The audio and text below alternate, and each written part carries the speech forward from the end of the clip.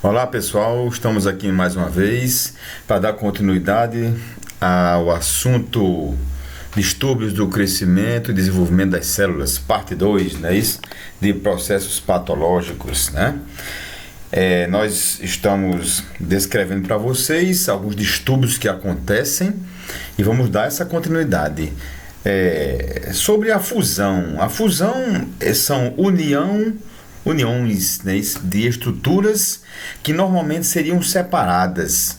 Por exemplo, rim em ferradura, ciclopia, a gente chama rim aquatus, né? Então, isso aí são junção de órgãos ou estruturas que poderiam ser separadas. Então, elas fundiram diante dessa desenvolvimento, logo no desenvolvimento dessas células, isso na parte embrionária, né? O desenvolvimento fetal. Quando afetando dois indivíduos, por exemplo, nas monstruosidades, utiliza-se o sufixo pagos, certo? Associado ao termo designativo da região em que ocorre a fusão. Exemplo, piopagos, região pélvica, ou seja, corpos lado a lado. Isquiopagos, região pélvica, corpo em ângulo obtuso, região do isquio. Craniopagos, então são crânios unidos, entendeu essa nomenclatura? Céfalo-toracopagos, então cabeça e tórax unidos. Então esse sufixo pagos designa exatamente essa união, essa fusão, certo? Aqui é o rim em ferradura, aqui o craniopagos, que são os dois crânios unidos, e aqui é a ciclopia, ou seja, a formação dos dois olhos se uniram e fundiram em um órgão apenas, né? Essa outra parte aqui nós já vimos no início do nosso curso, que é atrofia ou hipotrofia, que é ausência, privação ou deficiência de nutrição, geralmente é uma consequência dessa deficiência de nutrição, associada também com apoptose ou autofagia e diminuição das organelas da célula, além da redução do volume e função celular. Atrofia, redução, diminuição do volume. Não confunda com hipoplasia. Lembra que nós fizemos essa comparação. Cruzamos as definições dessas duas nomenclaturas, desses dois distúrbios do crescimento. A hipoplasia é diminuição do número de células e a hipotrofia ou atrofia é diminuição do volume, do tamanho e, consequentemente, da função celular também, né? Já a hipertrofia é diferente, né? O inverso da hipotrofia, que é uma nutrição excessiva, significando aumento da síntese dos constituintes celulares, anabolismo maior do que catabolismo, em células que bloqueiam a sua capacidade para dividir-se, por exemplo, células pós-mitóticas ou permanentes ou perenes. Um discurso macro, que eu pude dizer que seja a hipertrofia, é um aumento do volume do órgão por aumento da demanda funcional, ou seja, uma adaptação àquele esforço, àquela nutrição excessiva, aquele esforço físico, ou por aumento dos estímulos tróficos, como, por exemplo, estímulos ocasionados por fatores hormonais. E a hipertrofia, um conceito menos eficiente, eu posso até dizer assim, que seja uma menor importância, né? Um aumento de volume das células que compõem o órgão, associado ao aumento do estroma, com aumento da síntese intracelular, de tumefação turva em células pós-mitóticas ou permanentes ou perenes. Um exemplo, o músculo estriado. O músculo estriado aumenta quando você adquire esforço, quando você faz esforço físico. Isso aí é um estímulo que você põe essas células, como se você estimulasse essas células a aumentar de volume. pelo esforço físico.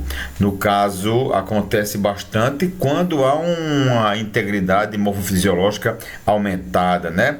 As condições, sendo essas condições necessárias para a ocorrência dessa hipertrofia, né? Fluxo sanguíneo adequado, inervação e especificidade do estímulo. Tudo isso tem que estar diretamente proporcional à quantidade de esforço físico que você fará ou que você sofreu para acontecer essa hipertrofia, certo? Já a hiperplasia a gente pode cruzar a hipertrofia, que é o aumento do volume, com a hiperplasia, que é uma formação excessiva, um aumento do número de células. Então, o conceito macro é um aumento de volume e peso de um órgão por aumento da demanda funcional, pela adaptação ou por aumento de estímulos tróficos, podem ser hormonais também, devido ao aumento do número de células que o compõem, ou seja, que compõem o órgão. Então, a característica principal da hiperplasia é exatamente esse aumento do número de células que compõem o órgão, né? Então, um conceito micro mais fácil de você compreender é o aumento do número de células que compõem, ou seja, que compõem o órgão, células intermitóticas ou estáveis ou lábeis, consequência do aumento de mitoses. O exemplo mais clássico da hiperplasia é a hiperplasia prostática, é a hiperplasia, o aumento do tamanho da próstata pela formação excessiva dessas células, certo? Aqui mostrando aqui para você uma próstata normal, aqui mostrando aqui a próstata, aqui a bexiga, aqui a uretra, aqui a hiperplasia prostática, designada inclusive no câncer de próstata, certo? Comprimindo a uretra. Aqui na divisão celular, mostrando aqui a diferença entre a hipertrofia e a hiperplasia. Aqui a célula normal, as células aumentadas de volumes, não na parte numérica, e aqui na hiperplasia as células continuam com o mesmo tamanho, mesma formação, mas um grande aumento na sua quantidade. Então vocês conseguiram entender agora e diferenciar hipertrofia de hiperplasia, né? Já a metaplasia é diferente, ou seja, é uma mudança na formação, ou seja, isto é, na diferenciação dessas células que poderiam substituir um tecido que foi lesado, né? Lesionado ou substituído de alguma maneira por perca daquele tecido, né? Então, podemos definir que a metaplasia seja a transformação de um tecido já diferenciado em outro diferente, com outra formação, outra morfologia, né? E mais resistente ao ambiente adverso, mas de mesma origem embrionária. Porque se não fosse de origem embrionária, da mesma origem embrionária, poderia acontecer de uma doença autoimune, provocar uma doença autoimune, né? Em alguns casos pode acontecer isso, né? Mas de mesma origem embrionária. É uma substituição adaptativa reversível que só ocorre em tecidos renováveis, epitélios e tecidos conjuntivos, nunca em músculo ou tecido nervoso. Nós sabemos que o tecido muscular, quando ele sofre uma lesão, ele não é substituído por um tecido diferente, já diferenciado, não é isso? Muito menos o tecido nervoso. Ele nunca é substituído. Ele perde a função e perde a função dele no caso da transmissão dos impulsos nervosos, não é isso? A metaplasia é um processo indireto, ou seja, a camada de células indiferenciadas de reserva é que se diferenciam alteradamente, ou seja, essa camada que não conseguiu modificar é que vão alterar e se diferenciar de outra maneira, certo? O tecido tem a mesma origem embrionária e significa um tecido epitelial só se transforma em outro epitelial, certo? Quando tem a mesma origem embrionária, significa que um tecido se transforma em outro tecido da mesma conformação, da mesma morfologia, com a mesma função. E um tecido conjuntivo só se transforma em outro conjuntivo. Nunca o conjuntivo pode se diferenciar em epitélio ou se diferenciar o epitelial em tecido conjuntivo, né? Ou seja, metaplasia. Entendeu agora o que é metaplasia? É a modificação, é a substituição, a diferenciação de um tecido em outro, mas não funciona dessa maneira ou vice-versa, né? Entenderam agora, né? Vamos mostrar aqui para vocês mostrando aqui a membrana basal. Aqui a coluna, um epitélio da colunar, certo? E aqui uma metaplasia escamosa, ou seja, foi substituído por outro tipo de tecido, só que tem aqui a mesma origem embrionária, certo? Tá vendo aqui? Houve uma substituição desse tecido aqui por um tecido escamoso. Então aqui foi substituído por uma metaplasia escamosa, aqui da mesma forma, aqui é um tecido epitelial e aqui um epitélio escamoso, só que tem as mesmas origem embrionária. E aqui a morfologia é de um corte desse tecido visto na histopatologia, mostrando aqui o tecido epitelial e aqui o tecido metaplásico que que substituiu esse tecido aqui. Só que tem que lembrar que tem a mesma origem embrionária, certo? Vamos voltar aos conceitos e dar para você entender melhor, uma explicação que você entenda melhor. Com relação à adaptação e à lesão celular, né? A metaplasia significa uma alteração reversível na qual um tipo celular adulto, epitelial ou mesenquimal, é substituído por outro tipo celular adulto da mesma linhagem embrionária. Entendeu agora? Por exemplo, a membrana basal, aqui o epitélio colunar, as células de reserva, certo? E aqui a metaplasia escamosa, ou seja, uma substituição desse tecido aqui que sofreu uma lesão, certo? Por um tecido escamoso, só que da mesma origem embrionária. A metaplasia acontece também no epitélio respiratório, assim como acontece no epitélio estratificado, pavimentoso estratificado, no caso dos fumantes, né? Isso acontece bastante na parte uterina também, do epitélio do endométrio, certo? Mais uma vez mostrando aqui um esquema desenhado para você compreender. É uma revisão, pode dizer assim, né? Aqui são células normais, aqui é uma atrofia, ou seja, diminuição do volume, o tamanho. Aqui é uma hiperplasia, que é um aumento no número dessas células. Aqui é uma displasia. Displasia é o surgimento, a diferenciação dessa célula aqui, a reprodução, a divisão dessa célula em células totalmente diferentes, inclusive na morfologia, tanto tamanhos como volume, como forma. Quer dizer, aqui é uma displasia, uma distorção dessa linhagem de células que originou essas novas células aqui, né? A hipertrofia é um aumento no volume da célula. A metaplasia é a substituição de um tecido por outro da mesma linhagem embrionária, certo? Uma substituição temporária, uma substituição reversível, né? E a neoplasia, que é uma forma maligna, é a transformação dessa célula, mas tem que lembrar o seguinte, que na neoplasia a célula perde a autonomia de estancar a sua reprodução, a sua diferenciação. Então é semelhante à displasia, só que uma reprodução, uma divisão celular desenfreada, sem autonomia, ou seja, uma reprodução, desenvolvimento de células acelerada, desequilibrada. É um desequilíbrio na reprodução, no controle da célula. É um descontrole na reprodução dessas células não tem forma, não tem tamanho e não para de reproduzir, formando inclusive originando os tumores, né? As neoplasias.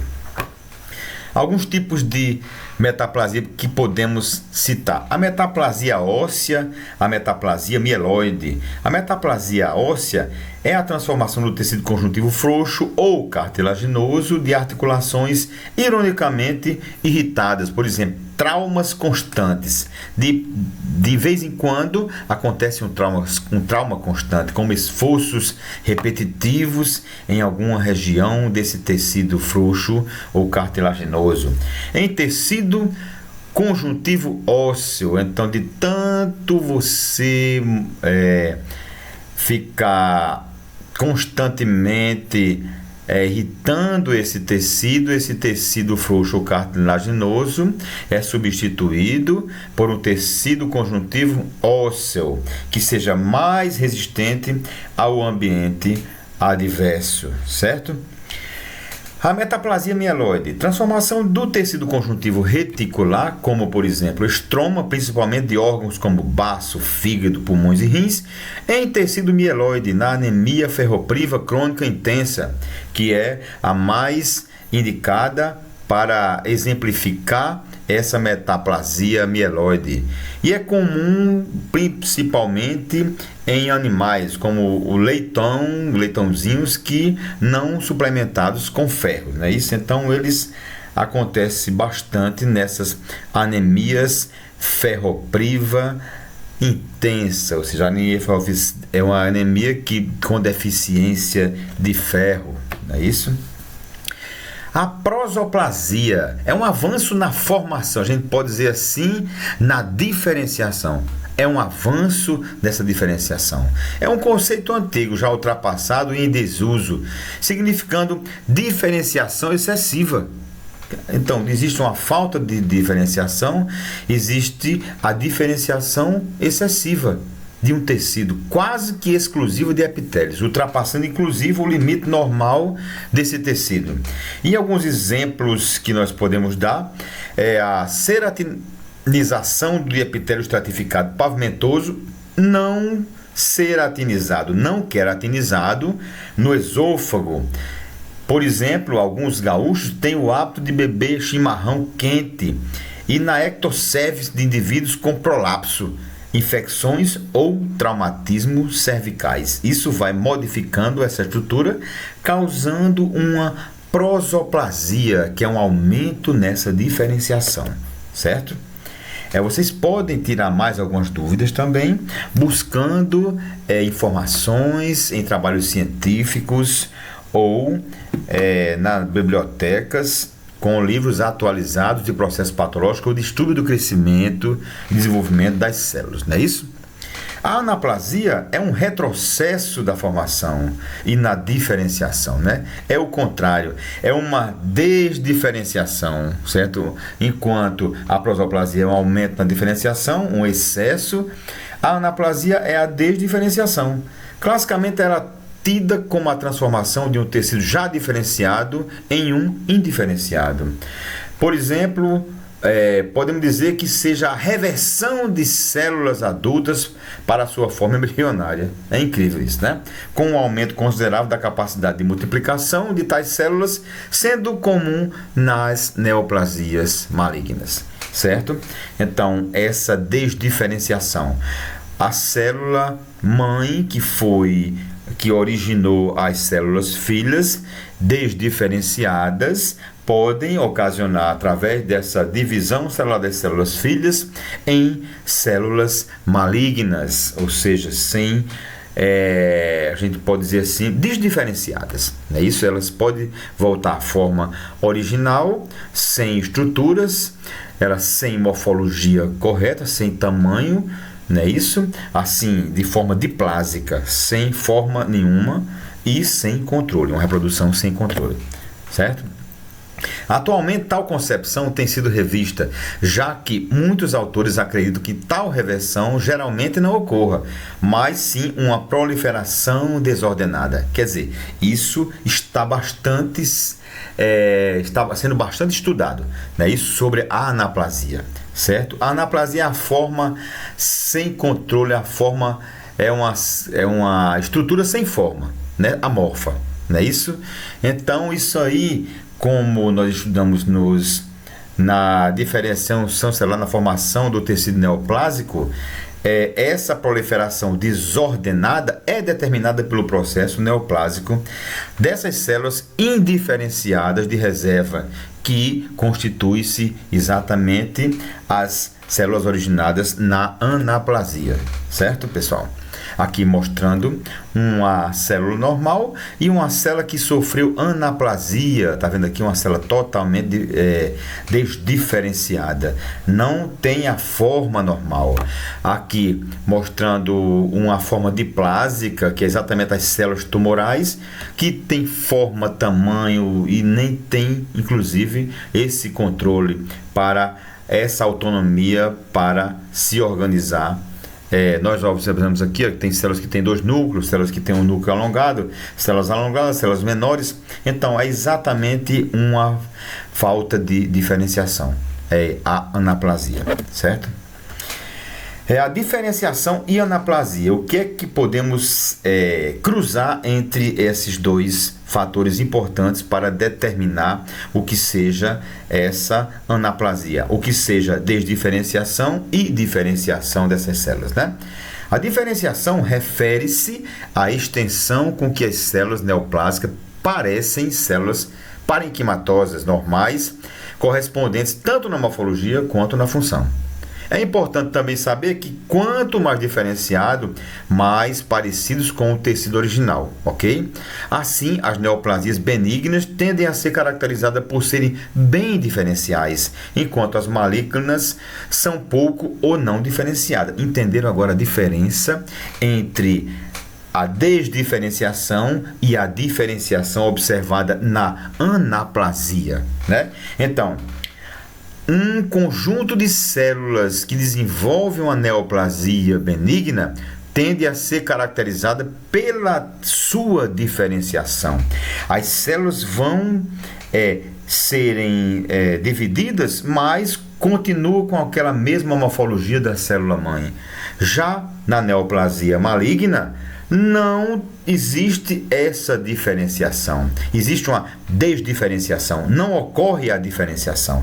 Então as células não têm a mesma morfologia, mesmo tamanho, mesma função, não possuem a mesma característica da célula-mãe. São totalmente de forma anaplásicas, não é isso? Então a anaplasia refere-se à perda de diferenciação. E é um ponto fundamental para a transformação maligna. E ela pode se caracterizar pelo pleomorfismo celular, que é a variação de forma e tamanho das células e seus núcleos. Observamos bastante esse pleomorfismo em alguns esquemas que já mostramos sobre uma célula que tem um núcleo, uma célula grande que tem 2 núcleos, 3, não é isso? E também a hipercromasia, que apresenta também esses núcleos com coloração bem escura, ou seja, a hipercromasia é exatamente pela condensação desse material genético, dessa cromatina, certo? Que por isso que aparece com essa coloração bem mais escura, que é a hipercromasia. A proporção núcleo e citoplasma pode chegar de 1:1 em vez de normal, que é 1:4, ou seja, tem núcleos que chegam até ser praticamente igual, praticamente é a mesma proporção do citoplasma, em vez de normal, que chega, o núcleo sempre tem um quarto do volume do citoplasma, ou chega até a 0,15, 0,2 com relação ao tamanho do citoplasma, fazendo uma comparação entre o núcleo e o citoplasma, né? Outra característica das diferenciações da anaplasia são as mitoses abundantes que ocorrem, que indica a atividade proliferativa. E na anaplasia acontece que é uma característica das neoplasias, tanto benigna como maligna, que é exatamente essa atividade proliferativa que é exercida por essas células, né?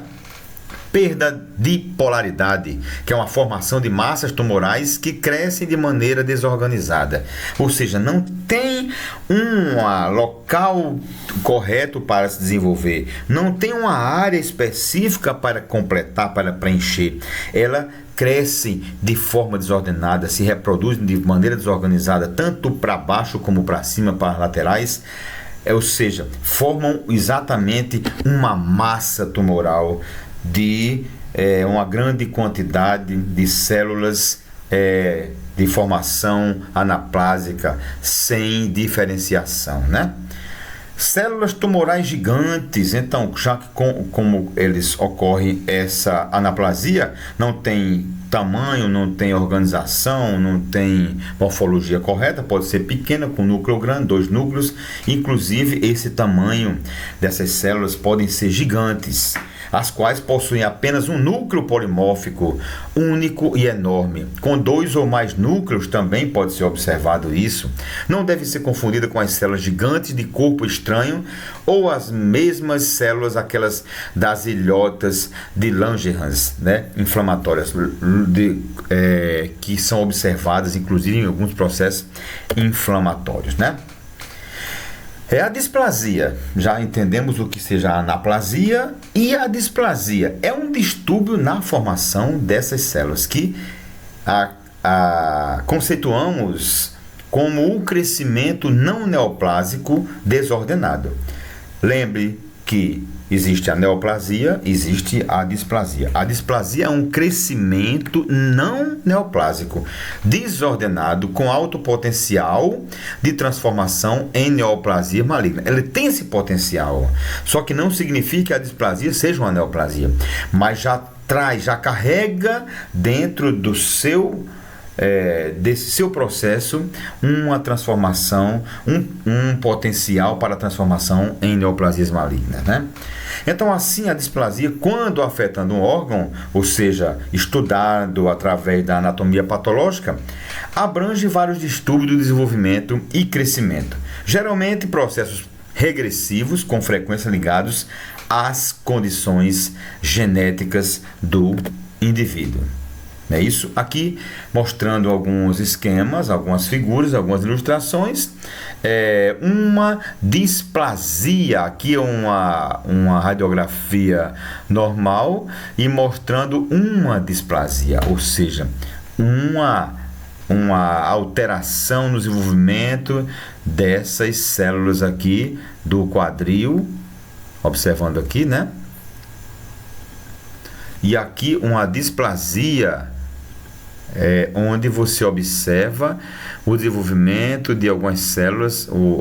Não está muito boa essa figura aqui, porque ficou sobreposta, mas você entende o que seja displasia, um desenvolvimento desordenado dessa região aqui, de células aqui nesse local aqui, não é isso? Que aumentou a quantidade de células desordenadamente. Da mesma forma aqui no colo do útero, nós observamos uma displasia aqui nesse local e uma displasia nesse local aqui. Vamos passar a figura, ver se tem mais alguma que possa exemplificar, né? Já a displasia, quando afeta um tecido, que é estudado no tecido através da histopatologia, abrange os erros locais do desenvolvimento e as displasias adquiridas ou hiperplasias atípicas, que podem ser conceituadas como uma resposta proliferativa atípica e irregular às irritações crônicas reversíveis, caracterizadas por perda de diferenciação, ou seja, essas irritações caracterizadas pela anaplasia, por células pela desdiferenciação, ou seja, a perda da diferenciação, atipia celular, pleomorfismo e hipercromasia, aumento na coloração, na retenção de cromatina, na hipercromasia do núcleo dessa célula, e a atipia estrutural, ou seja, a estrutura completamente atípica, tanto pela forma como pelo tamanho, pequena, média ou grande, diferente da célula progenitora, posso até dizer assim, da célula mãe que originou essas células que chegaram a ser a produzir esse distúrbio, né? Essa displasia.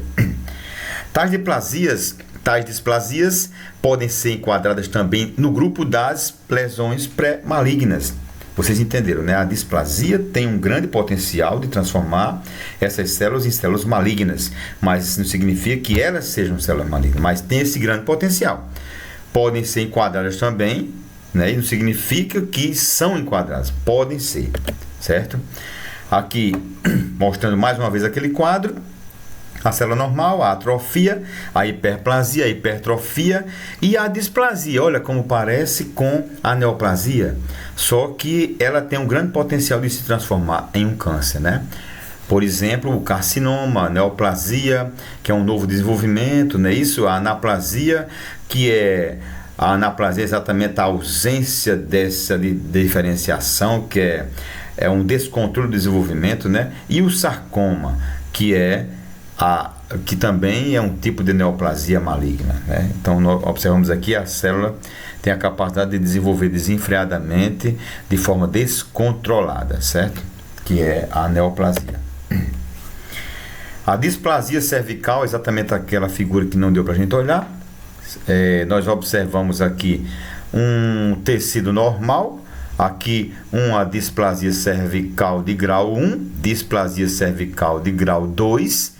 Nós observamos aqui essa displasia, nós observamos que o volume celular, o volume de citoplasma, a área de citoplasma normal é diferente, começa a regredir e a área do núcleo começa a aumentar, ou seja, apresentando a hipercromasia. Inclusive, essa displasia, observa aqui o tamanho das células, que a diferenciação dessas células aqui foi alterada, ou seja, então não estão mais semelhantes à célula da CEF vista anteriormente, vista de forma normal no exame Papa Nicolau. Então, as células escamosas de forma normal e as células escamosas, quando está com um grau bem bastante elevado, o grau 3, observamos essas hipercromasia quando nós estamos realizando o exame do Papa Nicolau. Mais uma vez mostrando aqui um tecido saudável, uma infecção por papilomavírus nesse local aqui, uma alteração dessas células que foram infectadas, certo? O desenvolvimento e a montagem de novos vírus, aqui o surgimento, já que os vírus se reproduzem dentro das células, então eles vão infectar muitas dessas células aqui. Há uma replicação do DNA viral aqui nessa região aqui, que estão afetadas. Então, a integração do DNA viral com o DNA da célula aqui faz com que essas células ocorram desdiferencie, né? Isso, então, desenvolva-se de forma desordenada, certo? Causando o cancro, que é essa doença que é uma consequência da infecção pelo HPV, certo? Então, é o desenvolvimento dessas células aqui de forma anaplásica e após isso aí acontece a displasia, certo? E se não tratar, pode levar a consequências mais drásticas, como, por exemplo, uma neoplasia do útero, né? A distrofia, daqui a pouco a gente encerra nossa aula de distúrbio de crescimento. Existem muitos assuntos a serem dados ainda. Estamos passando para você de forma resumida, de forma assim que necessitam de um acompanhamento melhor, de um estudo mais aprofundado através dos livros mais atualizados ou dos artigos de publicações mais recentes também, para vocês compreenderem os estudos mais avançados sobre os distúrbios do crescimento e desenvolvimento das células, né? A distrofia, etimologicamente, significa distúrbio na nutrição.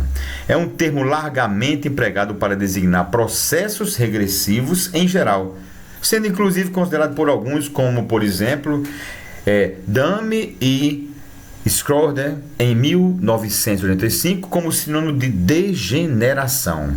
Por exemplo, a osteodistrofia fibrosa, que é uma degeneração no tecido ósseo, certo?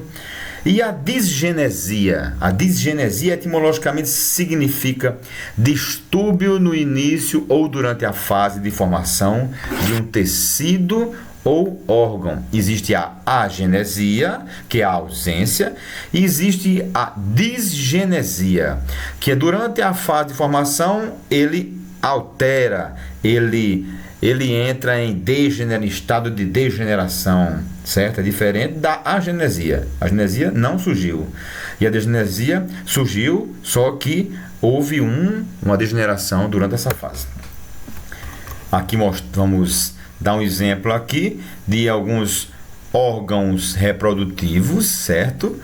Um ovário normal e o ovário anormal. Na síndrome de Turner, você observou aqui uma distrofia, uma disgenesia, ou seja, houve a formação inicial desse ovário, só que houve uma degeneração de parte dos tecidos desse ovário aqui, então acontecendo essa distrofia, essa disgenesia, certo?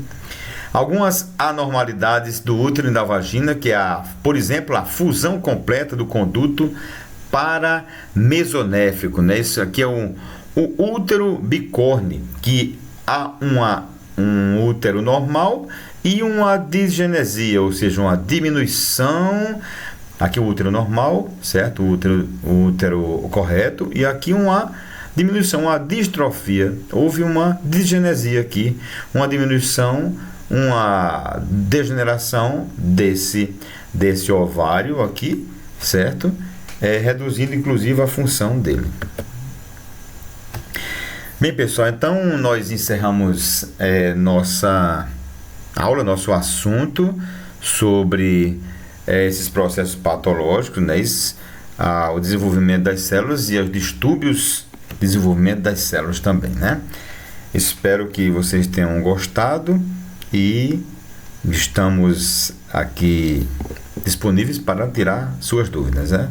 Um abraço a todos.